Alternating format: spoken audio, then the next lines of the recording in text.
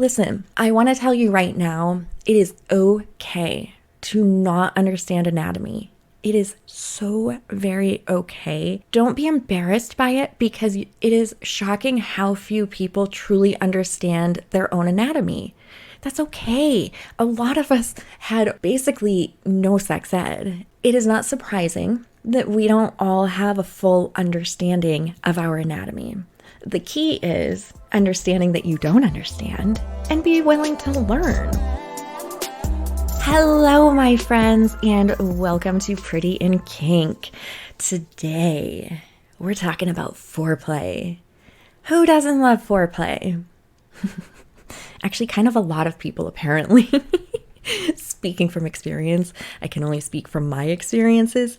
A lot of people don't seem to be super into foreplay. Men, hey, you, men. Yeah, I'm kind of talking to you guys.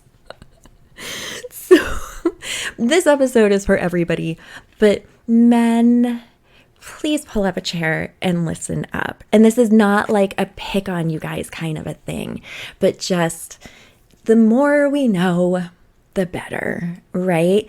And foreplay is such an integral part of sex, especially for women. And I think a lot of people don't understand the importance of it.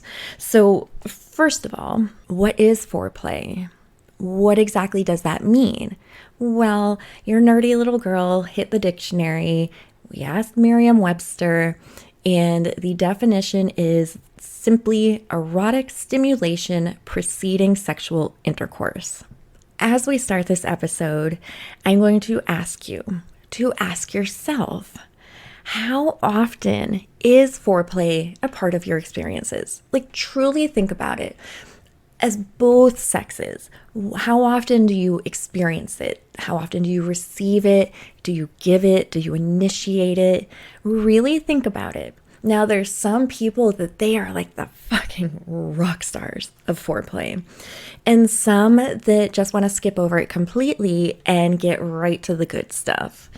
But my question is, why can't foreplay be part of the good stuff? It is part of the good stuff.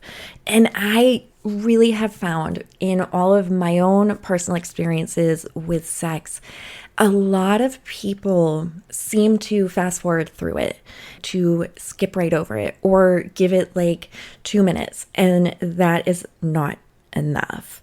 And so again, I'm going to ask you to pull up a chair, be open, and maybe consider why you could make your sex life so much better if you start integrating a little bit more foreplay.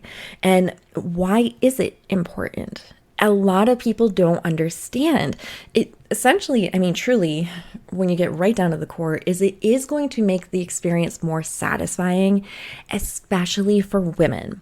Men enjoy it too, of course, but for women, there is a higher chance if they have some foreplay before leading into penetrative sex, they're more likely that they are going to have an orgasm, because it is so imperative for men to begin to understand that women's bodies take longer to get primed up and ready for sex. It is just a physiological fact. We take longer. And if you hop on Google and do a little poking around, the numbers are going to vary, but basically, it is pretty safe to say that an average amount of time for a woman to reach orgasm is 14 minutes, which when you really just sit around and set a clock to 14 minutes, that doesn't go by fast. That's a minute. It's a hot minute, right? So let's make that minute hot. That was so cheesy. I'm very sorry. We take longer. And part of that is we require, not as a rule, this is a generalization, but for the most part, we require more than just penetration in order to reach an orgasm. Many women, more women require clitoral stimulation than don't. It is so important. And we've discussed this before, where once you get into like penetrative sex, A lot of times, like, we're mostly just being hit from the inside. We don't get that same stimulation on the outside.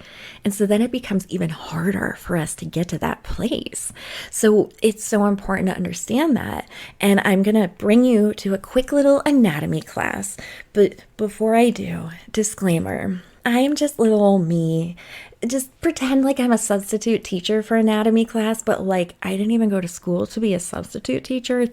I was walking by, they needed somebody to fill in the spot, and boom, here I am. I don't know what the fuck I'm talking about. So, take what I have to say with a grain of salt. But I do sort of know what I'm talking about, but disclaimer. So, real quick, what does foreplay do? Basically, while you're getting aroused, your blood is flowing, right? As your blood is flowing, it's going to start going to those super special spots, which is going to lead to engorgement, which I just can't help myself. I love that word. It leads to engorgement, which just essentially means, basically, when we think about a woman, it means that her genitalia is going to be swollen, right? It's going to start enlarging because all of our blood is starting to pump there. Men, the easiest way I can have you imagine this is when you get aroused, more blood flow goes towards your penis, right? And what happens? You get an erection. Same concept for women. Our blood flow starts hitting all those nether regions, and then it comes knocking on the door of our clit. And let's just compare the clit as like the female version of your erection. That is where, there's so many nerves there, you guys. So many. And they can enlarge quite a bit with that blood flow. And when you start understanding that, you can start appreciating a little bit more how much more pleasurable the experience can be for your partner, because all of those nerves are starting to get activated more, as opposed to just a quick little like tickle and then like, okay, she seems primed to go, let's go. When you take a little bit more time, things are heating up and things are getting good, and that blood is flowing and she's feeling it more and more and more. So it is just really important to understand that little bit of anatomy. And listen, I want to tell you right now, it is okay to not understand anatomy. It is so very okay. Don't be embarrassed by it, because it is shocking how few people truly understand their own anatomy. That's okay. A lot of us had basically no sex ed, and the sex ed we did have most likely was kind of lacking. And by kind of, I mean it was. Anatomy class doesn't teach us about the sexual aspect of our genitalia, right? It's just kind of like, this is this is that, this is the function. So it is not surprising that we don't all have a full understanding of our anatomy. The key is understanding that you don't understand and be willing to learn, whether that is through Google, through a doctor, through a friend. Just don't be afraid to ask. We understand anatomy better. We can then better please our partners. So back to the clit. Oh, that lovely little clitoris. We love her. And she wants you to love her. You need to give it a bit more attention. I feel like maybe another way I can help you men perhaps understand the difference between if you are penetrating us, whether that is with your fingers or with a toy or with a penis, versus outer stimulation where you're stimulating the clitoris. Again, whether that's with a toy, with your hand, with your mouth. I think maybe a way that could help you understand is when we look at your anatomy. Okay, so you have a penis and you have testicles, right? They all feel good when they're touched, when they're played with, right? I know some men more than others enjoy their balls being played with, but generally speaking, we're going to say they both feel good. And same if you go a little bit more into detail with your penis, certain parts feel better than others, right? A lot of your sensitivity resides right at the head. So think of that, right? You have got somebody that maybe they are gripping just the base of your penis, or they're playing with your testicles. Feels good, right? Okay. That's kind of the equivalent of us getting vaginal stimulation, which is where something is inside of us, penetrating us. Feels good. Definitely feels good. Now, your partner starts playing with the head of your penis, starts giving it a lot of attention. Now that feels good, right? Of course it does. That is how we feel with stimulation with our clitoris. It all feels good, but it's when you hit that bundle of nerves. Oof, you're going to get her. She is going to appreciate you, let me tell you. And the more aroused a woman gets, the more her body is going to start producing that natural lubricant where she's going to get more wet. And when she's wet, she is basically making it very comfortable for penetration. And I saw somewhere online this comparison and I thought, oh my God, this is perfect. And they said, you wouldn't go down a water slide if it wasn't wet. Think about that. You really wouldn't. That would be so uncomfortable and you'd get little like skin burns and you're going to bounce down that thing. It is not going to be a fun ride down that slide, right? It is the same for us. If we are not fully lubricated, sometimes it's not miserable, but it's not great. Other times it's miserable. And you'll also feel resistance with trying to enter. Like that is something our bodies just naturally will be like, nope, stop. You're not allowed in. Like I need a minute. So take those things into consideration. And then we have to ask ourselves, how do we get more foreplay? What do we do for foreplay? All right. You know it's coming. You know it's on its way. Are you ready? Communication. That's right, my friends. We need to communicate. It's important if you're not getting enough to ask for it. And there's a way to ask that is not insulting, that is not going to make your partner feel inadequate. You know, there is a way to say, could you give me a little bit more? And then be specific and let them know what kind of things feel good for you.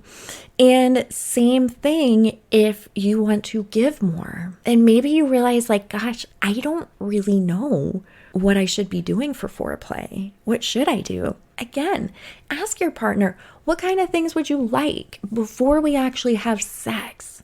What are some things I could do that would maybe make this experience even better? And then I think we need to reframe our idea regarding what foreplay is. We need to start looking at it as a part of sex and not just as something to get to the sexual act or something that is done before, and instead start looking at it as it is part of the sexual experience. It is part of sex. And I think when we start reframing our view on it, we can then start recognizing the pleasure that we could have been cheating ourselves out of. You could start opening up whole new worlds for yourself sexually. With foreplay, understand it doesn't have to stay in the bedroom. It is something that can begin before you even get to the bedroom. And this is where communication with your partner comes in really handy. Shocking, I know. But to understand what kind of turn-ons they have and to start catering to that more. But foreplay can be so many things other than physical. Sexting. If you know you have a date tonight, you could start sending your partner like sexy texts throughout the day, what you're going to do to them, what you're anticipating, what you're wanting. And it creates that buildup throughout the day that by the time you meet for that date, it's like bubbling over and it's creating this insane chemistry.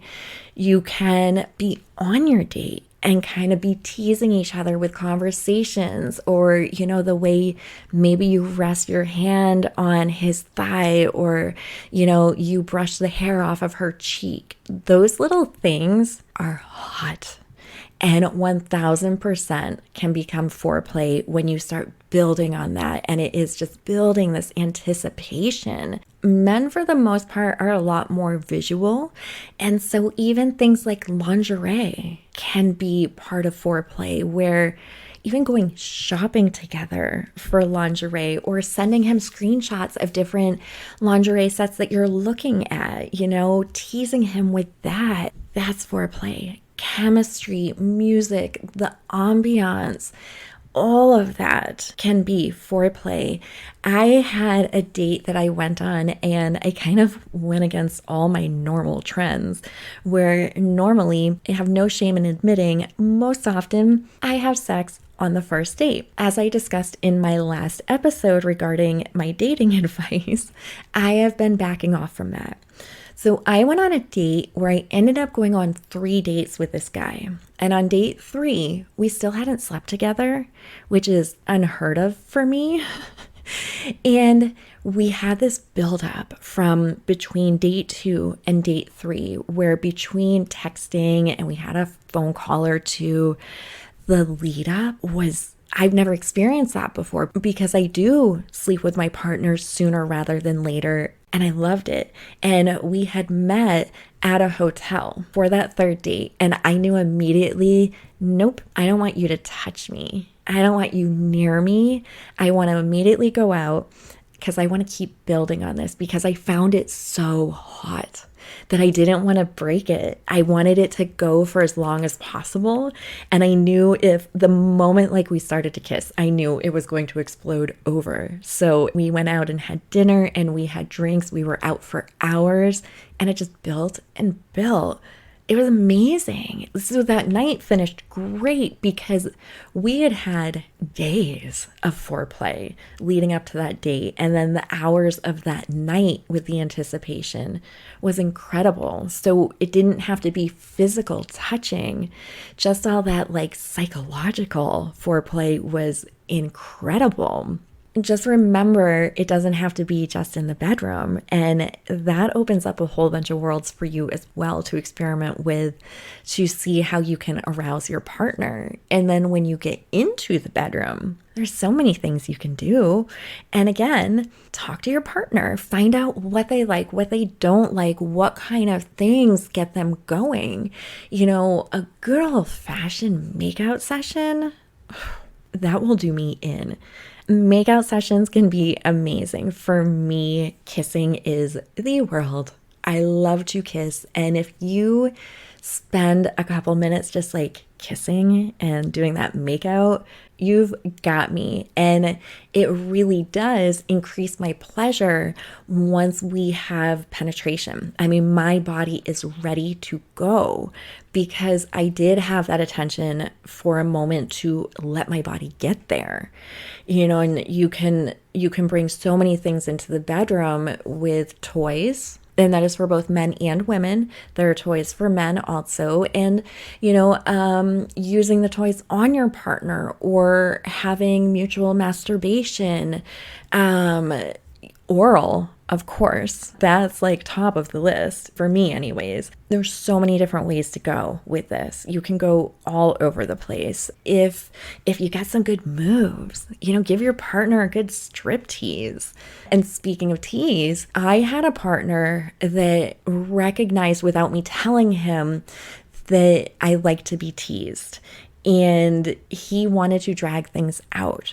And so he would tease me and make me wait and almost get me like begging. But with that became foreplay. Even with barely any touch, that became foreplay. And that got me more into that mode of anticipating and wanting, and my body being more ready, that when we would move to penetration, it was like a fireworks show. Without that, it would be fun, but not as fun. Just find what works for you, find what works for your partner, and just go with it and have fun and experiment. And remember, it doesn't have to be every time. You don't have to have these grand, like, moments that drag on forever before you get right to sex. You can have moments where things move quicker. I recently actually had an experience where my partner said, "Hey, would you mind if we just do a quickie this time? Like, are you okay with that? I just really want you. Like, are you okay with just doing that?" And honestly, that almost was like foreplay for me. Truly, like, that turned me on, him even asking that. So you could be surprised at what works with your partner. But again, also understand, that was one of those moments for us where it was like, we don't want to dig around with this 10, 15, 20-minute hot and heavy session. We want it now. Let's go. Not every session has to be theatrics or crazy attention to each other's bodies. Sometimes we just want to get to it, and that's okay. But also recognize that when you do incorporate foreplay, 9 times out of 10, you are going to end up seeing that it leads to more enthusiasm from your partner, and there's more arousal. And with more arousal, that's oftentimes going to lead to stronger orgasms and sometimes even more orgasms. And honestly, just orgasms, because so many women do struggle with even reaching an orgasm. Forget about spectacular ones or more of them. Just getting your partner to the place of just one orgasm can be amazing. So think about ways you can get out there and get kind of naughty and, reframe your thoughts.